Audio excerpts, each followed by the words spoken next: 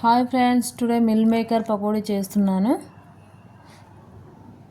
Mill makers తీసుకోవాలండి. 20 minutes నానబెట్టాలి.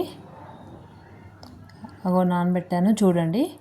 నానబెట్టాక గట్టిగా పిండేసుకోవాలండి. ఒక బౌల్లో పిండేసాను చూడండి. అలా పిండేసేయాలి.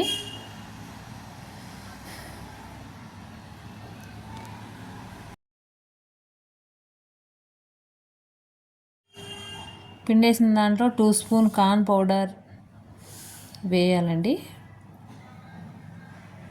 2 స్పూన్స్ బియ్య పిండి వేయాలండి.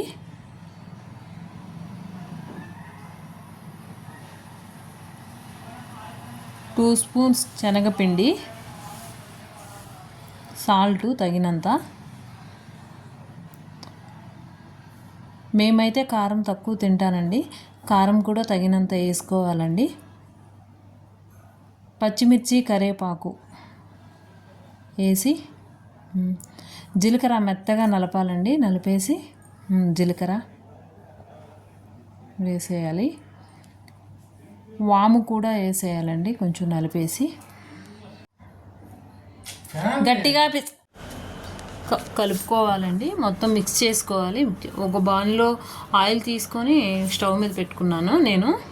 ఇంకా కలుపుతూనే ఉన్నానండి. వాటర్ అయితే అస్సలు వద్దండి. ఆ నానబెట్టిన ఉంటాయి కదా, నానినాక వాటర్ అస్సలు వేయొద్దు.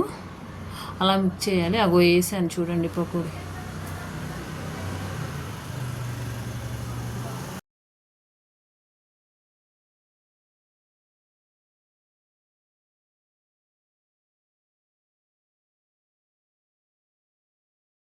ఫస్ట్ వేస్తున్నప్పుడు ఆ క్లిప్ మిస్ అయిందండి, సారీ అండి.